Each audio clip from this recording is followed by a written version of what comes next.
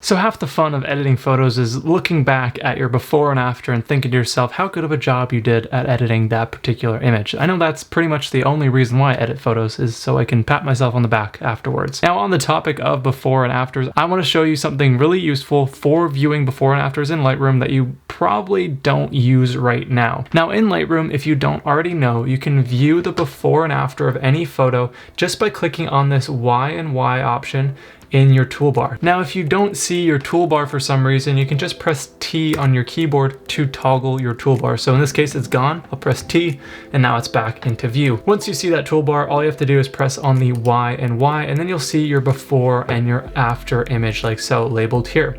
Now, there's a few different views that you can choose with your before and afters. Now, you can select between all of them really easily just by pressing this little down arrow, and then you can click between before, left, right split, so it's split right down the middle.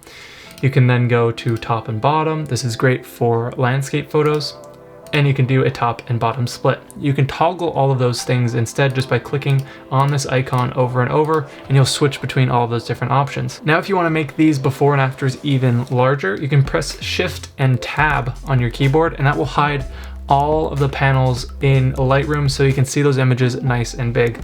But what I want to talk about more specifically is how you can change the before image that you're looking at, because right now we're looking at the raw original photo, but what if I wanted to look at, say, the before of my color adjustments, the before of my exposure adjustments, and the before of my selective adjustments?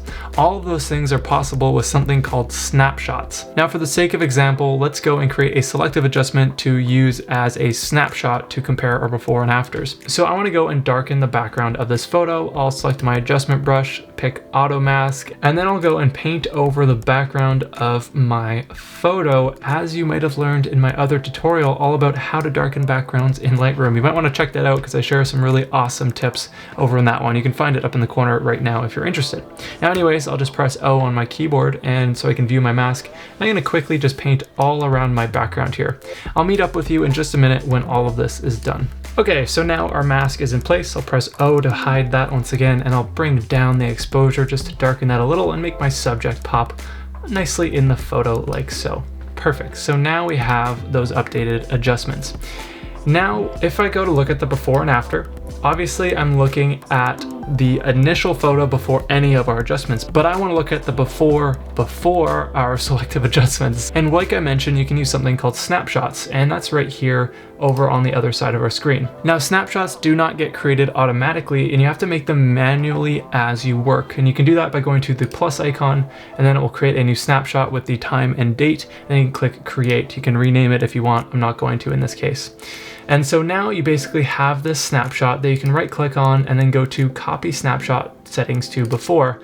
And now we have our current settings set to our before image. So in theory, this would work really well if you went and were creating snapshots as you edited. But if you're like me, you're gonna totally forget because you're so focused on what you're doing. So how can you go and take advantage of these snapshots without having to remember to actually create a snapshot? Well, that's where the history panel comes into play. Clicking on our history panel, we have all of these different history states that we can choose from, all the way down to the initial import from our edit. Since I want to look at the before of my selective adjustments, what I need to do is go and find the beginning of my brush strokes. So in this case, I go down to brush strokes, and then right down here, add brush stroke, delete adjustment. So I'll click on this just to view it. As you can see here, that's what it looks like. But then what I'll do is right click and go to create snapshot.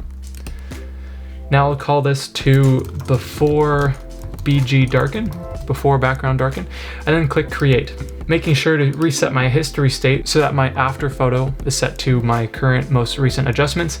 But then now you can go to my snapshots, right click on the new snapshot I just created, and then copy those snapshots to before.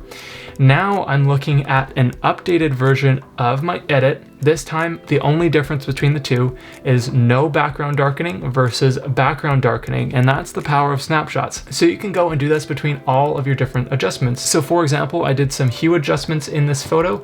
I could set it back to this point, just right click on there, create snapshot, call this hue adjustments, click create, and then I can make another one for, say, my tone curve adjustments. All of these ones were right down here, so I can just right click once again, go to create snapshot, call this tone curve adjustments.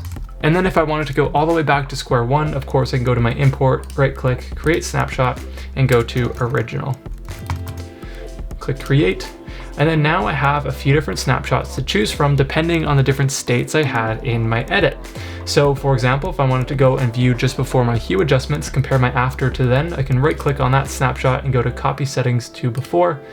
And now I'm looking at my photo before my selective adjustments and before my hue adjustments. I could take that one step further, go to my tone curve settings, copy settings to before, and then now we're taking it one step further, comparing our current photo to before our selective adjustments, before our hue adjustments, and before our tone curve adjustments. So this just gives you way more options for viewing your before and after images, because you can actually look at different states in your edit and compare your current photo to any stage along the way. This is something I really like to do because I don't always want to just see the dark raw photo that I took. I want to compare my photo to something that has some more exposure or color adjustments to it so that I can actually see exactly what's going on. Now with the history state option, you don't have to remember to create snapshots, because if you're like me, you're probably forgetful or just want to focus on what you're doing. You couldn't be bothered to create snapshots. So just by right clicking on your history states, this is a really great workaround to fix this problem. Now if you love photo editing and you work in Lightroom and Photoshop, then why haven't you already hit that subscribe button to this channel? Because that's all I talk about here. So let's hang out, let's be friends, hit that subscribe button, hit that like button.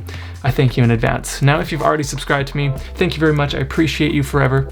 Yes. Now in this video, I talked all about how to view your before and afters, but what if you want to actually know how to edit your photos in Lightroom so you have an awesome before and after to compare? Well then in that case, I highly recommend checking out my Lightroom course called Photo Editing Unlocked, where I dive into everything you need to know about how to edit photos in Lightroom, make your photos look more professional, as well as develop an original editing style to make your photos stand out from everyone else's. So if you want to check that out, I'll leave a link for it down in the description below. Anyways guys, my name is Brennan from BeWellCreative.com, and I'll catch you back here next time for another new tutorial. See you then.